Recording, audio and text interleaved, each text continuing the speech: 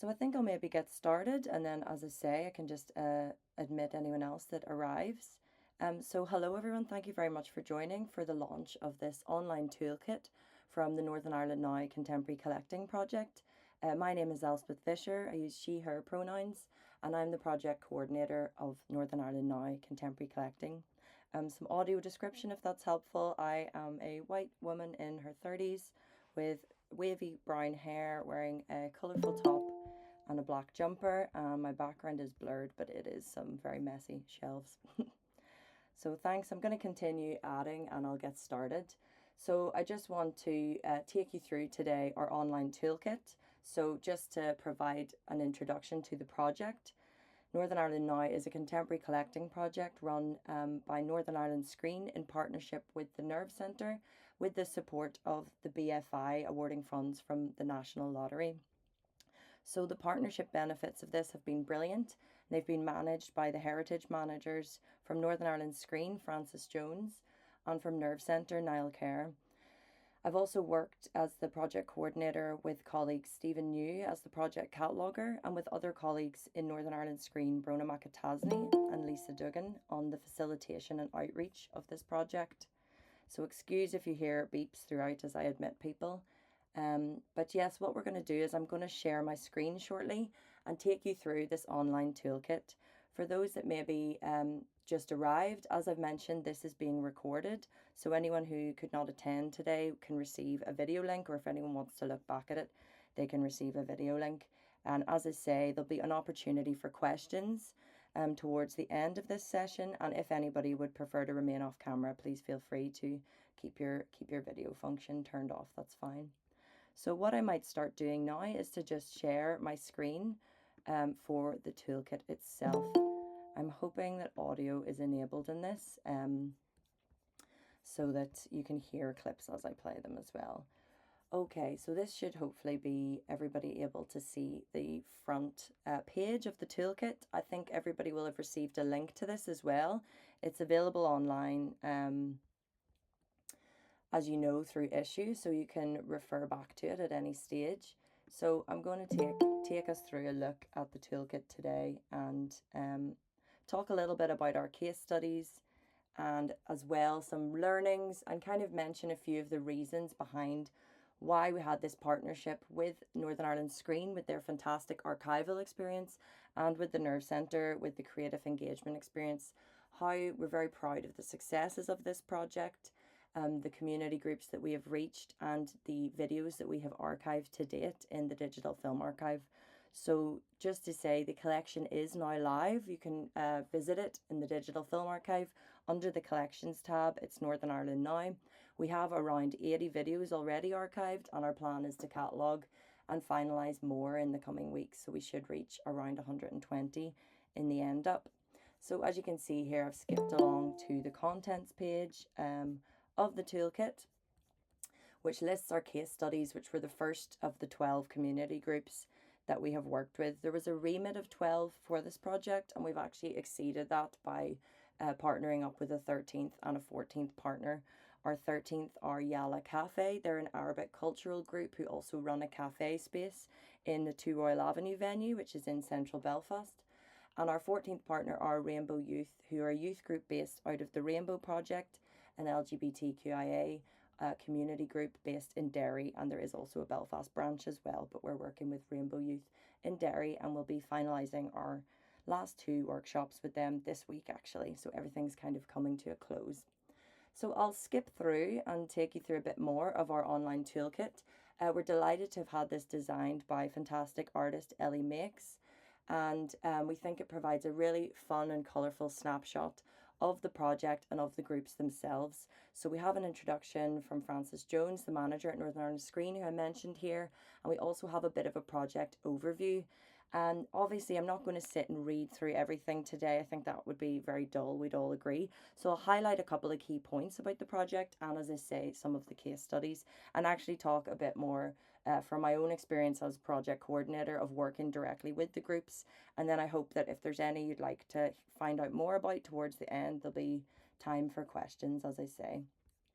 We're also hoping that Stephen New, the project cataloguer, can share a couple of learnings around the cataloguing side of things.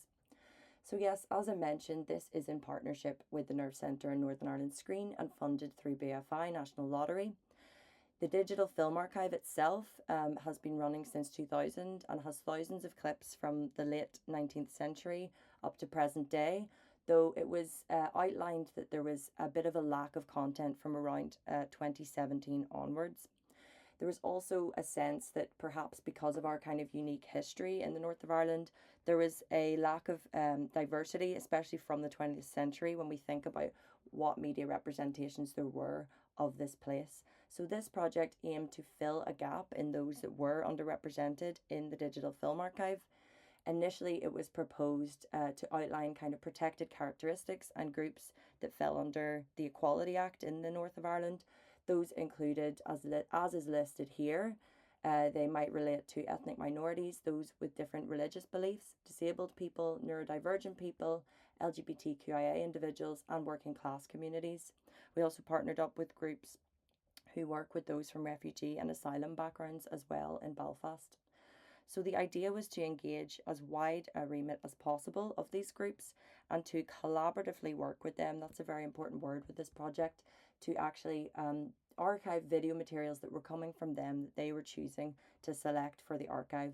So this picture at the bottom of page 5 here on the introduction is myself with some of our community partners at a fantastic event we ran with Docs Ireland Film Festival in Belfast back in June. We had a screening of 8 of our community partners' videos in the Ulster Museum. And then several of the partners who are pictured here and are from various community groups were up on stage engaging in a panel discussion. And so we've really tried throughout this project to keep the archive activated, to engage in as many public events and exhibitions as possible. And in fact, this whole month, the month of February, we've had an exhibition in the 2 Royal Avenue space in Belfast, which has had screens of the group's video content as well as beautifully designed posters reflecting each group. And we invited folks to join us on the 6th of February for the launch of that. And we had, I think, around 500 people through the door, according to the 2 Royal Avenue stats on that evening. So we were delighted to see so many of the community partners come together for that launch. And they've also come together at multiple events. So what I'll do now is I will bring you through a few of the groups here and their case studies. As I say, you can use the chat function as well, actually, if you would like to answer, to have any questions that come to you throughout. And also we'll have an opportunity at the end. So our first partner that we teamed up with was Hilltown Community Association back in January of last year. They are a rural group based in South County Down in Northern Ireland. And they're a very proactive group made up of older heritage enthusiasts. Particularly, they want to revive some of the agricultural traditions of the region. And they were very keen to have some of their videos archived, particularly around a festival that they run called Back to the Boolie, which shows these traditional agricultural practices which have been happening for thousands of years up in the Mourne Mountains. And they have run a festival to reignite that over the last few years. So I should have mentioned that our remit for the contemporary collecting for this project has been videos from the past 5 years, so quite contemporary in focus. And as I mentioned, that's because it was flagged that there was a lack of content, or perhaps less content, from around 2017 to present within the Digital Film Archive. So one thing that we reinforced with every group that wanted to get involved was that events and things that they have been involved in and videos that they have made from the past few years may not feel historical to them, but in fact are a very important part of our history. And an example of that is the first Back to the Boolie festival that Hilltown ran only from a few years ago. But the fact is that they've reignited this and taken this initiative, and it's now an important cultural event for the region. And so again, an example of kind of recent history that deserves to be archived. So I'm going to mention a couple of the learnings from each group as well. I think kind of one of the important learnings for this group, it was our first one we'd worked with, and they were in a very rural area, and it reinforced the importance of actually facilitating and bringing our workshops out to each group in situ. So we were out in a community centre just outside of Rathfryland near Hilltown. And we realised that, whilst there was a lot of benefits to this, it actually meant that not everybody attending was from that specific area. Some were having to travel still quite far to go there. And that meant that in winter, given weather conditions, it was a couple of the workshops had to be rescheduled. So we did manage to have them, but of course, things like that can kind of affect the numbers. And so it's just perhaps a challenge of working with rural groups, particularly in Northern Ireland, given our smaller population, that it's probably our initial target of 10 to 15 participants per group was quite hard to achieve with some of the rural groups. Though what I would say on the positive side is that those that were in the room were very engaged and very enthusiastic about the project. So what you might have noticed if you had a chance to look at the online toolkit when you were sent out the link is that there is a lovely interactive element of it, and you can play a couple of the kind of videos that we've chosen from each group. So these videos are in the archive along with others, and we've selected them to be part of this interactive toolkit. So what I'll do is just play a little one from Hilltown here. This is from the Bully Fair that I was discussing, and it's a video that depicts rope pulling. Go on, Sinead. Twist fast. That's tiny. That's a tiny rope there. Look at the nose he is. Yeah, don't pull. She's wanting to get you over right, twist. Go keep pulling. We're not judged on maybe the first over the line. Yes. Faster. So I'm going to share a few video highlights throughout as I go through this online toolkit discussion. I think this one is great as I say, it's a really unique tradition to this area. It's an area that's underrepresented within the archive. This is a tradition of the fastest, tidiest, neatest rope pulling. As you can see, it's being done here and it's been done for many, many years in the region. Also, what you'll notice is obviously this is shot in vertical and it's from a mobile phone. So part of the project was to also place no remit on the types of videos that we actually received and that groups wanted archived. So they could be simple clips shot on phone, as this is, or they could be a more cohesive funded project through a council or perhaps through another community initiative. So what you'll find within our Northern Ireland Now collection is that the actual types of videos are as diverse as the groups themselves, and we're really proud of that. That's been great to see. So we've had, for example, young people with TikTok videos, as well as traditional documentaries with talking heads and interviews. So I'll whiz through some more of the groups because I know there's a lot to cover and I want to leave time for questions, as I mentioned. Our second community partner were Image Nation NI. They're an Indian heritage group based in Belfast, but they also champion multiculturalism and engage in events throughout the north. They were very keen to get involved as they have made previous videos and media depicting things like Diwali celebrations in Belfast City Hall. Again, historical, even though only from recent years, as it was the first time, I believe, a couple of years ago that they had a main celebration in the Belfast Civic Building. So brilliant to celebrate that multiculturalism in Belfast, and again to select videos that they had made that they were proud to have in the archive. Joining this group was also a Palestinian filmmaker, Rabia Mustafa, who's a fantastic filmmaker in his own right, and he was really interested in joining in with this group and having the perspective of ethnic minorities in Belfast represented within the archive. So we were delighted that he could join, and this was a conversation we were having with different groups to try and get anyone that would be interested in the project to join in, even if they weren't necessarily a member of the community group. Before, if they were keen, we were trying to find ways of them engaging in the project. So again, a learning to highlight, from this group, I think, was maybe the challenges of looking at issues around copyright and ownership within the archive. This was something we discussed in groups, and I feel that it was really important to relay that every person who had a video that had created it retained ownership within the digital film archive. There were a couple of participants, I think, that were keen to share videos they'd found on YouTube initially. And this was something obviously we had to talk about in terms of who owns this, who, if there are third parties involved, can we obtain this for the archive, and kind of working through those learnings together. And that's why it was so fantastic to be partnered with Northern Ireland Screen and colleagues who work in the digital film archive there day to day.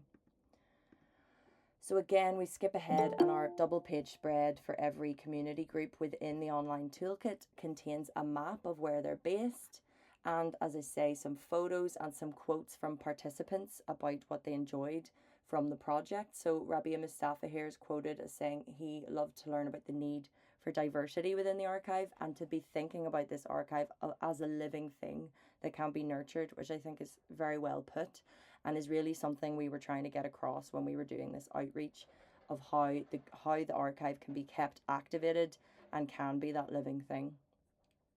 So I'll skip ahead in the interest of time. I will share a few more videos as we go. But our third group were a very lively bunch called Selkies. They are a women's sea shanty group based in Portaferry.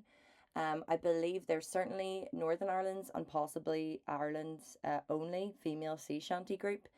They again are a really great example of recent history, and we were delighted to be able to work with them. Moira Ritchie, who kind of coordinates the group, was very proactive in responding right away when we advertised this project, first of all. She was keen because she knew that they had only formed in 2021 as a group, and so every video of them performing fell within that 5-year contemporary collecting time frame and was a really great example of charting their progress as a group and as they sang together. So this group really spoke of the importance of coming together out of lockdown and of sort of navigating isolation for many of the women involved and being a really great place to come together and have fun. So I think, yes, something that was a really important learning from this group was to actually reinforce the importance of preserving digital media. One of the participants had a horror story, which I'm sure every archivist and cataloger in the room would, make their stomach drop, that they had actually lost a phone recently that contained numerous videos and other media from the Selkies and from their performances. And so this is the kind of thing we were trying to relay to groups to say that actually we may think that digital media is always backed up, it's always safe, it's on our phones, but as we know, things get lost, corrupted, deleted very easily. And so part of the skills we were sharing in workshops were around this idea of preservation. So here we have again a couple of the Selkies videos, and we have a couple of the participants talking about how they were formed as well, which is fantastic. So I'll skip ahead to another group and I'll share another video shortly. So our fourth partner in our toolkit here were the OMA Heritage Group. We engaged in 4 consecutive days of workshops with this group in the Strual Art Centre in OMA in April of 24.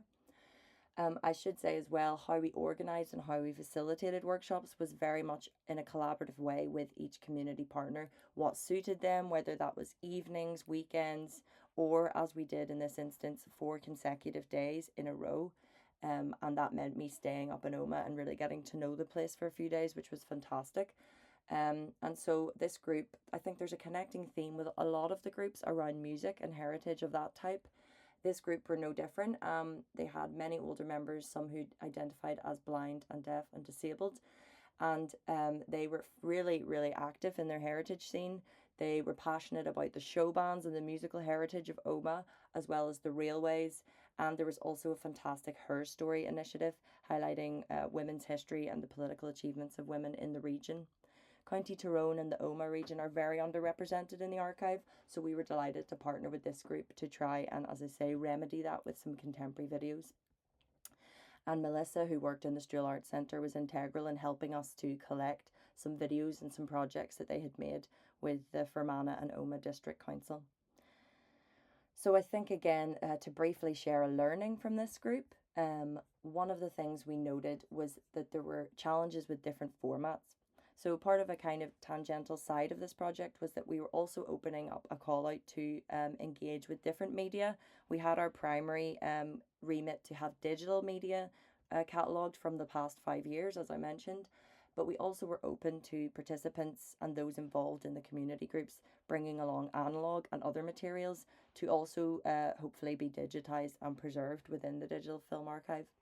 This was the case at events with the OMA Heritage Group. Myself and Stephen were there in November at a screening, and we actually had an individual bringing us some nitrate film from the 1940s.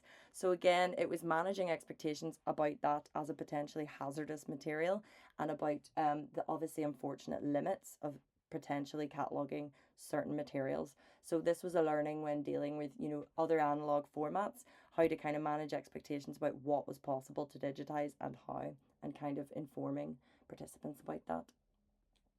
So I'll play a very quick section of this video from Oma. This is talking about the show bands there and the kind of rock and roll of the past.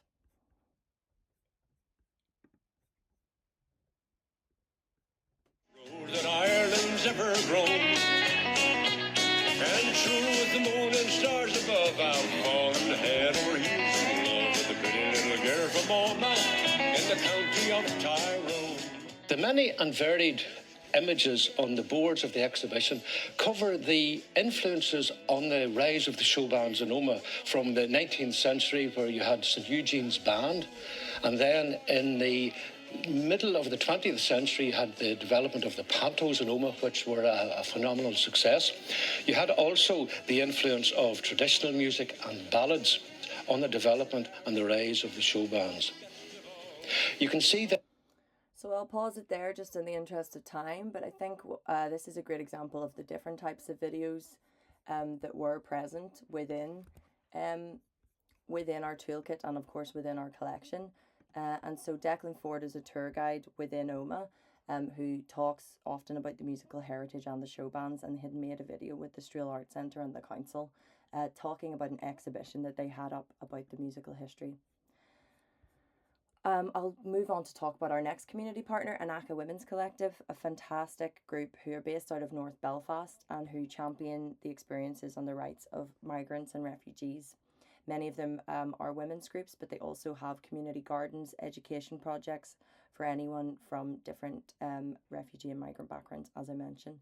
So they really are dedicated to empowering people from diverse backgrounds, and it was really fantastic to be able to work with a group of around 15 of them with the assistance of an Arabic interpreter.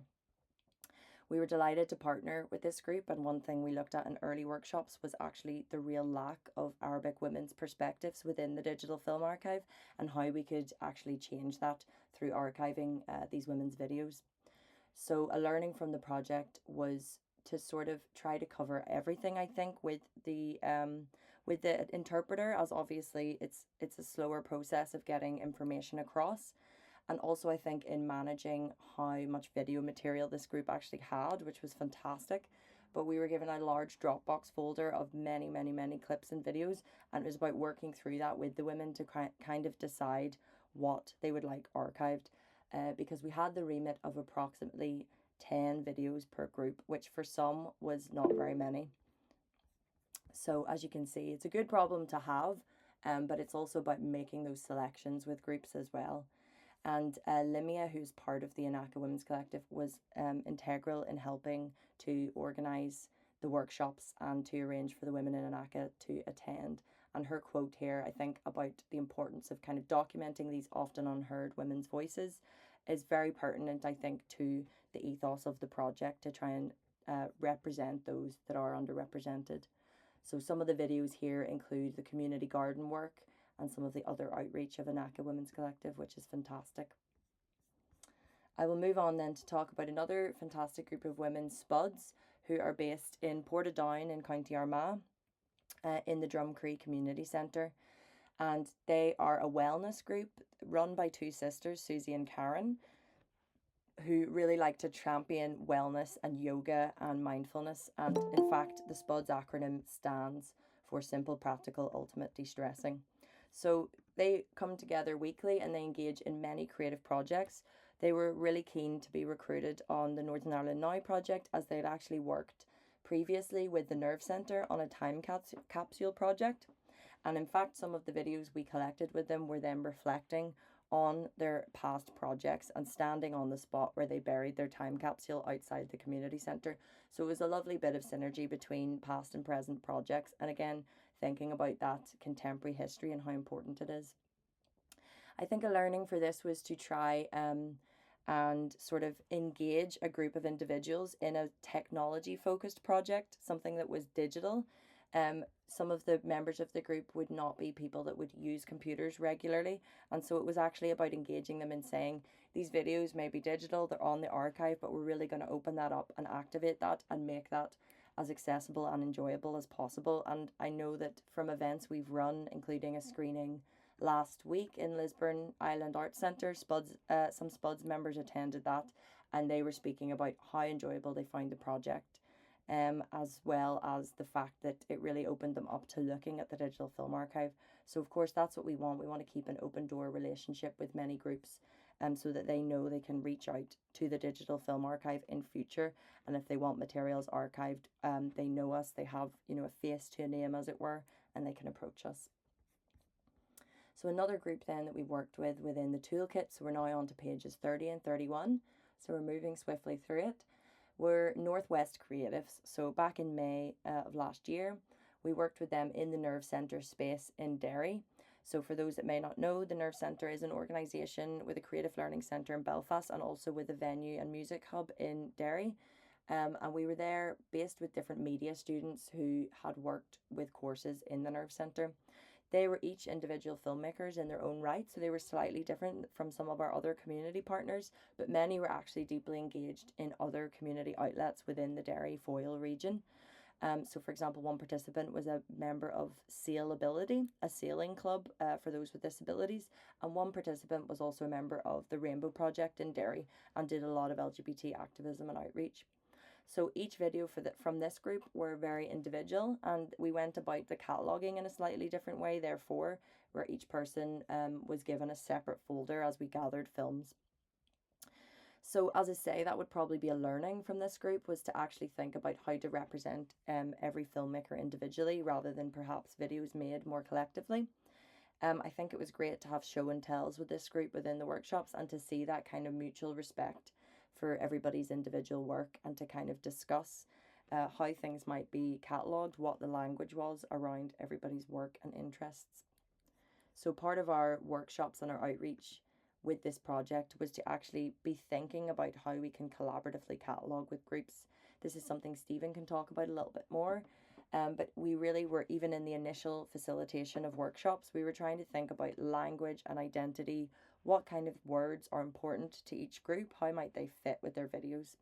So as I mentioned here, that Foyle Sailability Club, this is a lovely video that one participant put forward depicting some of that. I'll play a little bit of it for you now.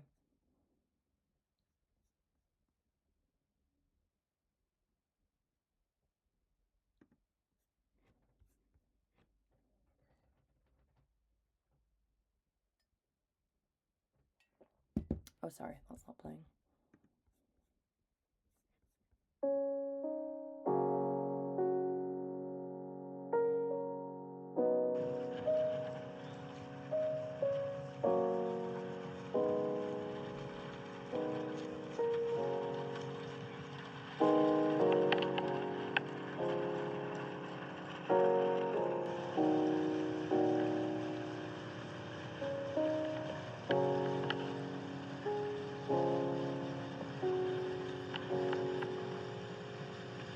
So very relaxing, and I think interesting as well to even think about the differences of, again, digital technology and how these videos were made. So that was shot with a GoPro, and is very much a kind of point of view perspective of being on the boat, which I think is really interesting. So we were delighted to note the kind of varied ways that people were making videos that were then included in the archive. I'm moving on now to talk about another fantastic community partner based in Belfast, Express Yourself Social Cafe. They're run out of an arts venue, the Black Box in Belfast. They meet every Tuesday and engage in so many creative projects, and they champion the work and the social benefits for adults with learning disabilities of coming together and getting creative. So we were delighted to recruit them on this project. Deirdre, who coordinates the group, actually had approached me to say that she would really like this group to be in the archive, to kind of champion, as I say, and be visible adults with learning disabilities and their different experiences. So we were absolutely delighted to work with them and to attend their Tuesday meetups and to facilitate workshops within. The group have collected and archived really different types of videos, including stop motion animation and videos of their past creative projects, such as Russian dolls that they made. A learning for this, I think, was to actually represent the diversity of the activities that they're involved in within a few workshops, and again to try and collate some of the many videos that they have of every event to represent each person in the group and their creative expression and what they wanted in the archive. So with this group, we were also able to archive a broadcast video from UTV News, which talked about the group as well. So as the Digital Film Archive manages UTV's materials, there were certain instances where groups and community partners had appeared in news footage, for example, and they wanted us to archive that within the collection, and we were able to do so. So I'll very quickly play you an example of this news piece. As I say, it's quite different from perhaps the examples I've shown before from the toolkit.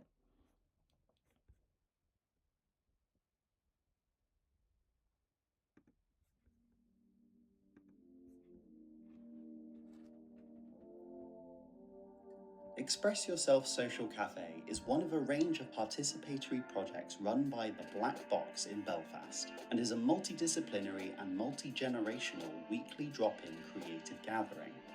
The cafe is run by and for adults who identify as deaf, disabled, and/or neurodiverse from the learning disabled community. Assisted by a dedicated cohort of volunteers, the group takes part in music, poetry, visual arts, ceramics, jewelry making, singing, and more.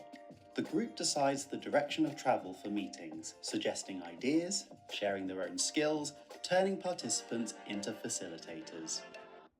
So my apologies, that wasn't the UTV News piece. That was actually a piece, as you will have seen, for their Creative Media Awards that they entered into. But again, it provides a lovely overview of the group, and within their folder on the Northern Ireland Now collection on the DFA, you will see the UTV piece that I referred to there. And so it's great to have such a diversity of videos, as we say, from each partner. Next up, we had another geographical location and another underrepresented place within the archive, that of South Armagh and the Ring of Gullion region, a beautiful area. And this group, Bluebell Lane, were made up of artists who practice traditional skills such as wood turning and basket weaving.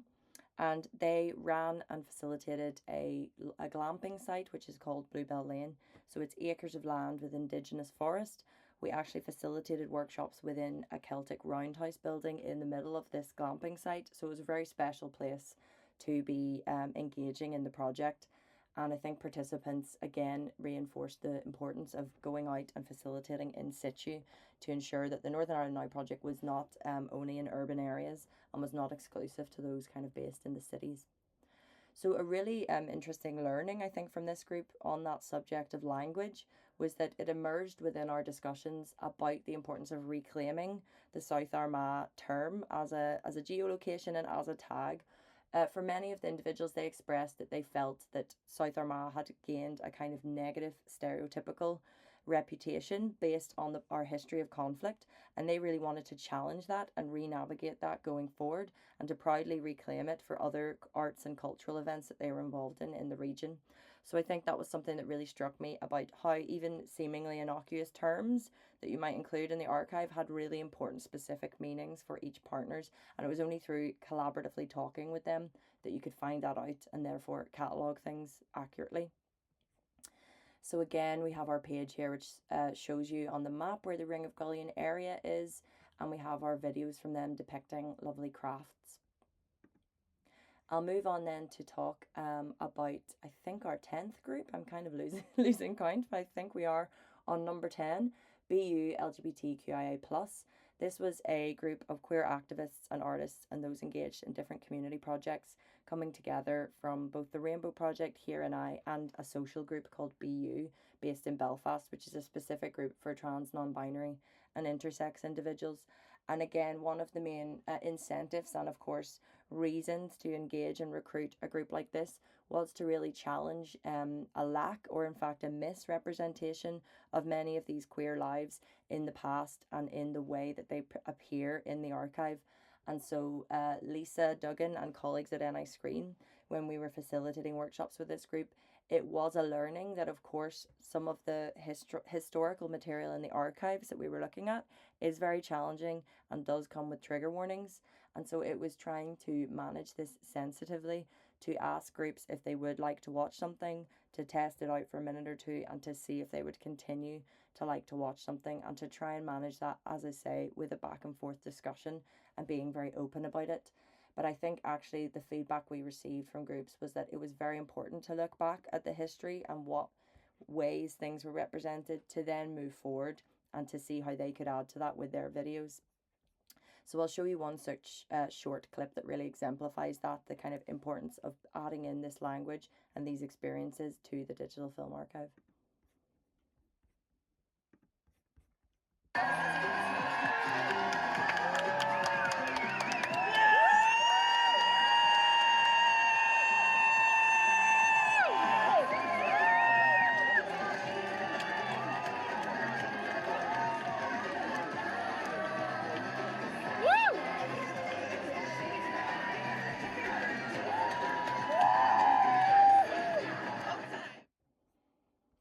And this, as I should say at the end, is our lovely title cards that Stephen New has put together for each video that has been catalogued within the project. So again, I think that's a really interesting example of how a 30-second clip shot on phone by one participant from a protest and a piece of activism can actually have such symbolic importance within the archive. And as I say, address those kind of areas that are underrepresented. So we're moving on now to some of our younger participants. We were really keen, as I say, to have a true diversity of participants within the Northern Ireland Now project. So our youngest participant was in the Money Dara group, and they were aged 8. And I believe our oldest participants from monitoring forms that we gathered was age 75. So we were really, really delighted. This is just participants directly in the workshops, audience members and attendees of events we've run. It's been even broader. But in terms of participants, we were delighted to have such a broad age range of those submitting videos to the archive and engaging in the project.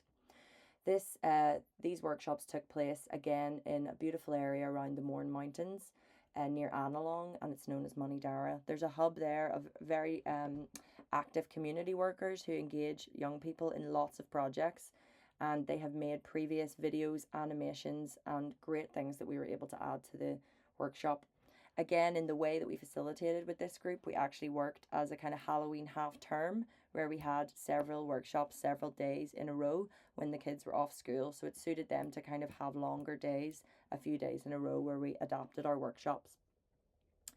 So I think a learning from this project was to try and, as I say, change how information was presented and make it really engaging for a younger audience. Maybe, people that are older might initially have an interest in heritage and archive, but maybe for younger folks, we have to just present that differently. And one way we did that was through the fantastic content that already exists in the digital film archive, including filmmakers like the Spence brothers, who've made some fantastic horror and sci-fi films. So given that it was Halloween, we tried to tie in with a bit of a horror film theme in what we showed them. And that was a really great way of kind of increasing their interest in the project. So I'm just keeping a little eye on time. But yes, as you can see here, another map with where the Money Dara group were, and another fantastic quote from one of the youth workers at Money Dara, Claire Mooney, kind of giving people young people new perspectives on what film actually is today and what it can become, which I think is really interesting, and thinking about how it might influence their future decisions. So that was really great to kind of hear that feedback about why it is important to engage young people in this kind of work and this kind of project. So our final group I'm going to mention is the Wall to Wall group then, with Springboard Opportunities. So they are a fantastic youth group based in Belfast, and they run lots of different outreach. Their Wall to Wall group is a younger group of 16 to 20-year-olds who are from either side of the Peace Walls in Belfast. So that would be the Shankill and the Clonard areas of the city. The group, as you might tell from the name, is actually engaged in the idea of walls and of divides in society, and they had recently been on a trip to Cyprus to investigate the hard border there and compare it to their own lived experiences within Belfast. So we were delighted to recruit them on the project with the help of some of their youth workers like Sam McCaw. They were delighted, as they had worked previously with filmmakers, to make films about the project, and they were delighted to have the opportunity for that to be in the archive. And so again, I think maybe one of the challenges and one of the learnings was that attendance fluctuated slightly week to week with this group, as they had just sort of come back from their trip in Cyprus and maybe, had been on a high with that and then had come back into the workshops. So of course, that's just the nature of things, and it is about adapting and trying to relay information and recap as much as possible if there's different people in different workshops. And again, for those in the room, they were still very engaged and spoke. spoke so eruditely actually about their experiences in interviews and really engaged with some of the youth culture material in the Digital Film Archive. For example, UTV footage from the 1960s of men with long hair and of the miniskirt and of the fashion and youth cultures of the day. That was something they really responded to, and they loved looking at old footage of Belfast, which then got them enthused to be part of the archive and that people might be looking at their footage in future years.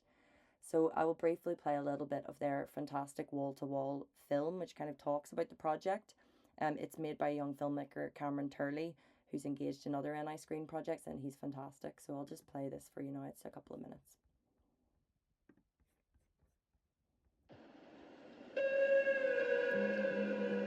A wall. Something that is regarded as protective or divisive.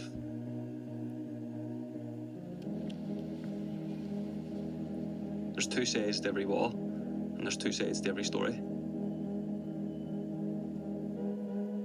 There's a story behind walls all over the world. Each had something that divided and something that protected. In 1989, there were 15 peace walls globally. In 2024, there's 77. In Belfast, we built walls in 1969 to bring about peace. We were physically divided. The walls got bigger and longer until they grew to be psychological barriers in our minds. In 1998, the Good Friday Agreement said it would bring down the walls by 2023. It's now 2024. Some came down, but some went up. Many of us can't see the world behind the wall because we're told not to go there, so even when they're open, it still feels like they're closed. We're together, but yet we're apart. Together we want to see peace, but we also need to feel peace. They say the young generation can change the future, so what will that story look like?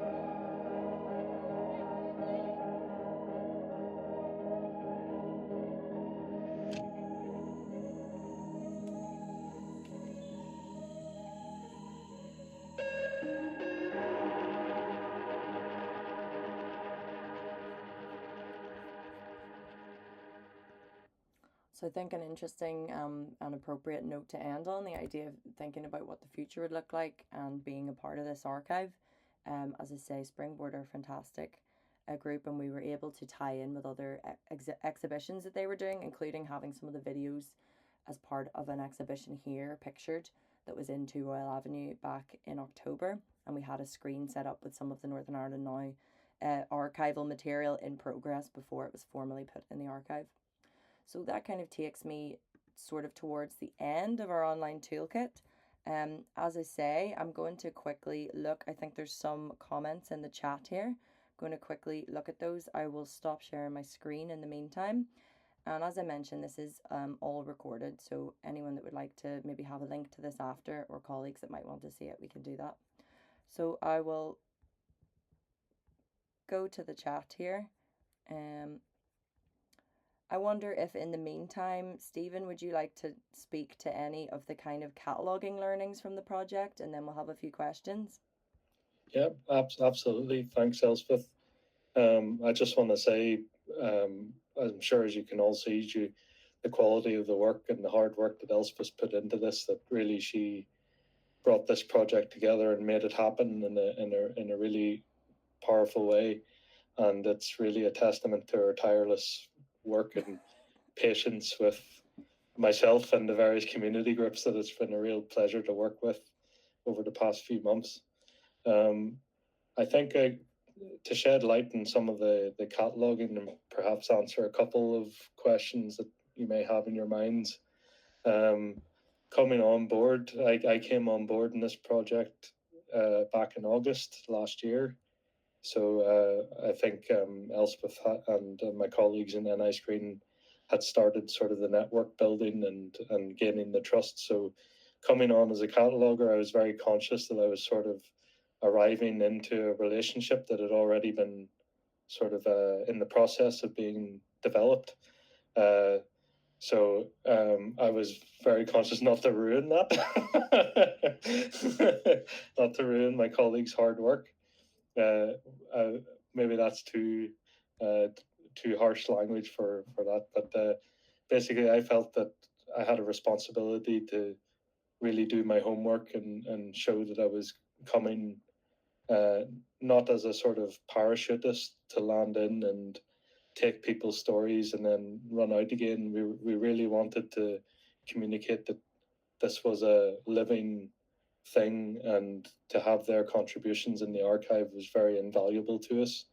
That we wanted to maintain the relationship even after the project is finished.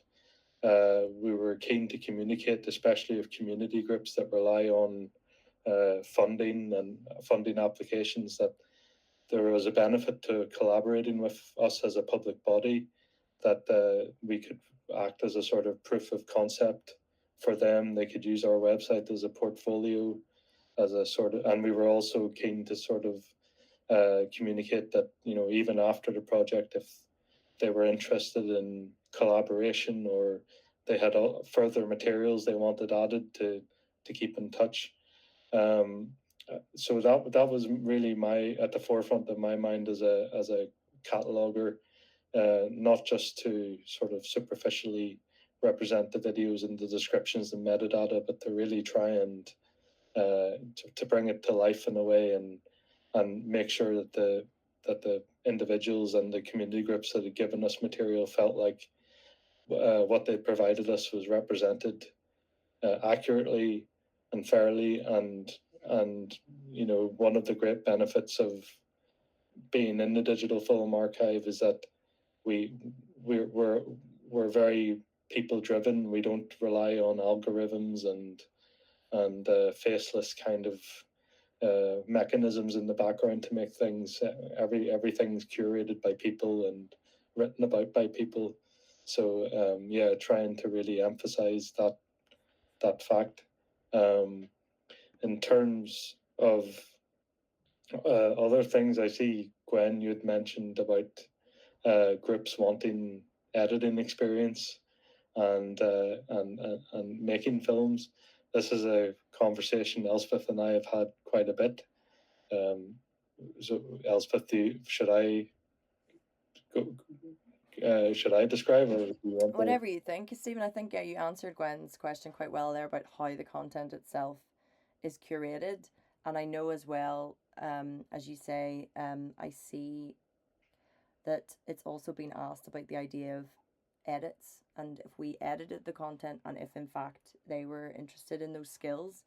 So yeah, I can speak for a moment, Stephen, and then please feel free to add on as well. But certainly it was a factor, and it was something we considered. Whilst this is not specifically a filmmaking project, we were very open to the idea of groups responding to things they'd seen in the archive, or actually being inspired to go out and film something that might have been happening throughout the life of the project, which was the case. And so being from a filmmaking background, I was interested in, is there ways of just providing simple DIY strategies for groups to go out and do things themselves, even on phones, and kind of to inform them and share skills a little bit around that. I think in terms of editing, we really tried to take as hands-off an approach as possible. If groups just had a series of short clips that they would like put together on a timeline, myself and Stephen could assist with that. We were never trying to go in and change the content or add any kind of creative changes in that way, and it was always, yeah, agreed with groups as we went forward.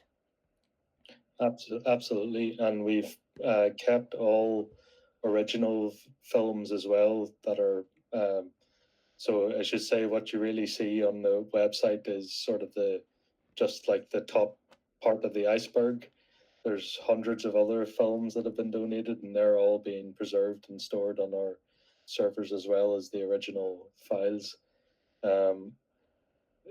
We were conscious that, you know, we would have loved, like everybody that came to the workshops, to go away energized to make their own films and continue documenting things. And some, Elspeth, I'm right in saying that many people left saying that they would be more, they saw the value of it, and they were really excited, especially Deirdre and Express Yourself, that they really connected with the idea of recording their history, whereas before it may have been just a social media clip for them. Now it's become a sort of way of documenting their projects and Yeah. their great work. Absolutely, yeah. And just to look at a couple of these questions which link in, Iola had asked about what was the mix broadly of videos that had already existed and been made by the groups and that might have been triggered by the project. And I think, yes, certainly, especially with regards to things like looking at interview styles in the archive, like vox pops or candid interviews, that was something we kind of looked at. And many groups were then inspired to go and interview people in their community groups, whether on phones or very simply, and bring back that footage as well. So I'd say majority of films were pre-existing, but there certainly were at least a couple per group that were maybe triggered by the project as well. So let's go with kind of roughly a quarter to three quarters perhaps in that regard. And then Rosie has asked as well, what's the best way to keep in touch with us for questions? Well, please just put your email address if you would like, Rosie, in the chat, and we'd be happy to keep in touch and connect and collaborate. Always up for that. And as I say, Stephen and I, we can pass on our email addresses. And can put those in the chat actually as well. And then if folks do want to chat as well. So also Gwen has asked, is the project ongoing? So we are wrapping up this stage of the project as of the next couple of weeks, but it is our hope to hopefully have a second phase. So that's a little bit to be confirmed at the minute, but we're hopeful that we can have a second phase of the project running from springtime. So watch this space and we'll keep you informed about that. I've just popped my email in the chat there for those that want to copy that and keep in touch. And maybe Stephen, you'd put yours in there as well if you can. Yep. So we're coming up to about 5:02. Does anyone else have any questions they'd like to ask? Oh, another one through there from Katja. I wonder if any of those any of that footage can be further involved in other community art projects. We're totally open to that, and as I say, part of I think the onus of putting stuff on the archive was to be able to have these groups really visible and to actually then be able to link in with other things and other groups. So as you'll see, if you take, and I would urge you obviously to take a look at the collection in the digital film archive, I'll share a link actually with it. If you take a look at how stuff is formatted, underneath each video is a box of information, including links through to any websites or other projects the groups are involved in.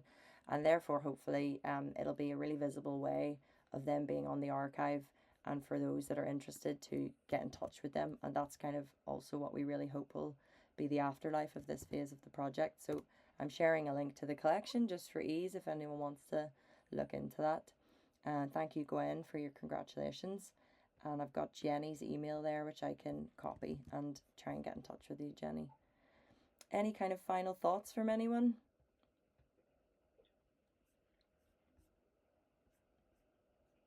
No? Well, I think, yeah. Okay, one, fire away if you have a question you'd like to put your mic on, if you can. Hopefully you can. From Gwen there. Did I see a hand raised?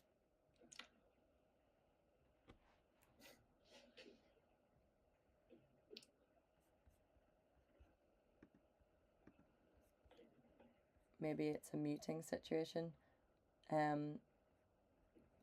Yeah, no, well, I'll just wrap up then by saying I'd really like to thank again the BFI for the support of their funds through the National Lottery, and to thank our partners, Northern Ireland Screen and Nerve Centre, and all my colleagues.